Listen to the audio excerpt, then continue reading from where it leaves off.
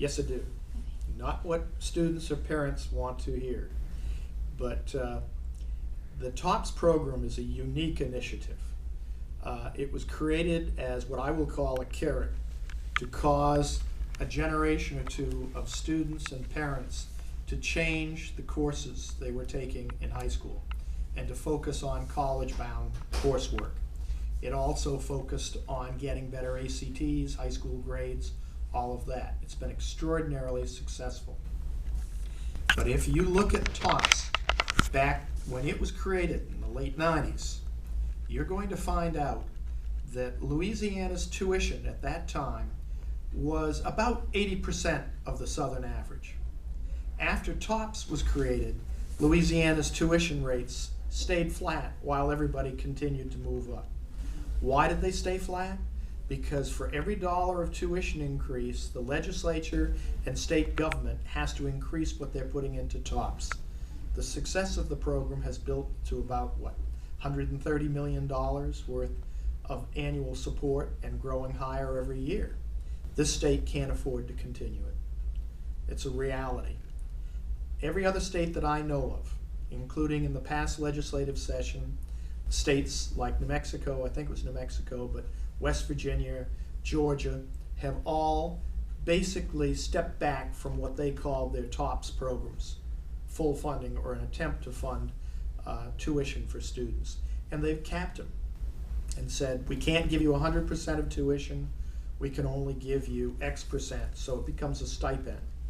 Personally, I think a stipend is better than nothing. And if we don't do something, and the financial difficulties of this state continue, we're going to lose all of TOPS, not just part of it. The other thing is, nationally, the TOPS programs were created to fund need-based scholarships. This program provides scholarships to everybody who has taken appropriate courses and gotten a certain grade point average and all of that. And I've had colleagues over in Houma tell me that they consider TOPS their country club membership because they can afford to pay for college, but because the state pays the tuition, they have money that they can apply to something else. Personally, and I know it's not well taken by a lot of people, I think we should move to a stipend, and over time we should put into place financial need requirement. And if I can afford to pay for my son to go to college because of my earnings, then I should do it. That's my responsibility. The state should help with individuals who cannot afford, and then we move the whole state's economy forward. That's not going to be a pill that's well taken or easily swallowed by parents or grandparents or anyone else. But it's a reality, and it's coming. Have you run out of tape yet? 4 gigabytes. Well, you will learn very quickly that I can't say good morning in under 45 minutes. Do you have anything else? I do. I know we've already switched subjects, but do you have any idea why the rumors are about us and, we haven't heard rumors about anyone else? One legislator.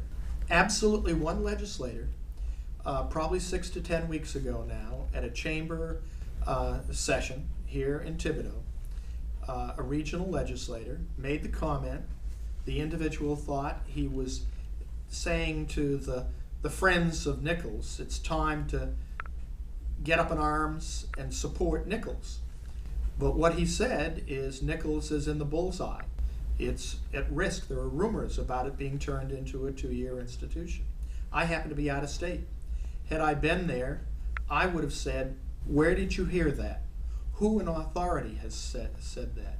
That's absolute nonsense.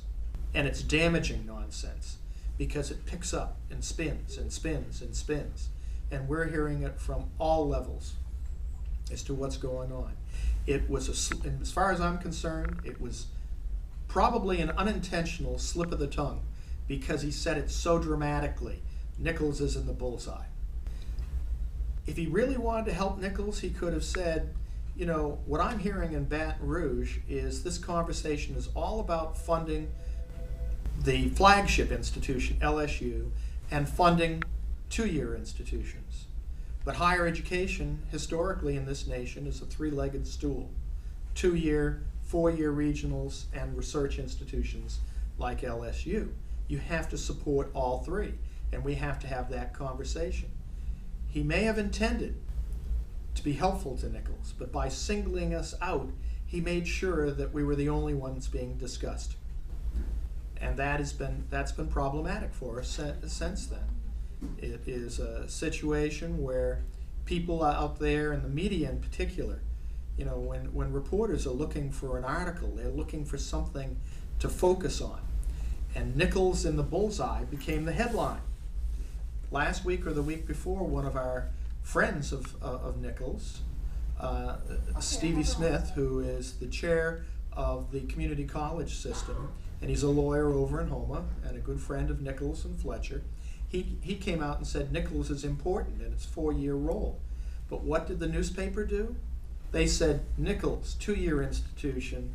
The whole article said no way. But the headline is what people see. And I'm sorry, my experience is many people don't read papers.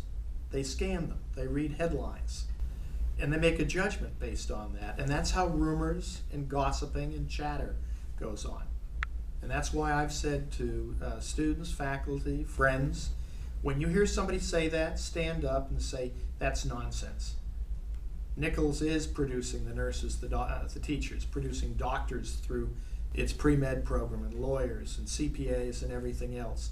This community and this region wouldn't have developed at the pace it has without Nichols being here. It's in partnership with Fletcher Technical, and they're both doing their job at the 2- and 4-year level, and nothing's going to happen to Nichols. That's all simple rumor mongering.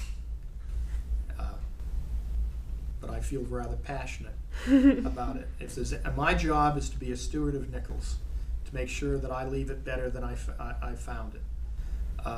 And when I hear that somebody has done something unintentional, but that has sparked so much difficulty for Nichols, I have to fight back and say publicly, those comments weren't in the interest of Nichols State University. They weren't based on substantive knowledge, and they're nonsense, because they don't reflect reality of what this institution is today.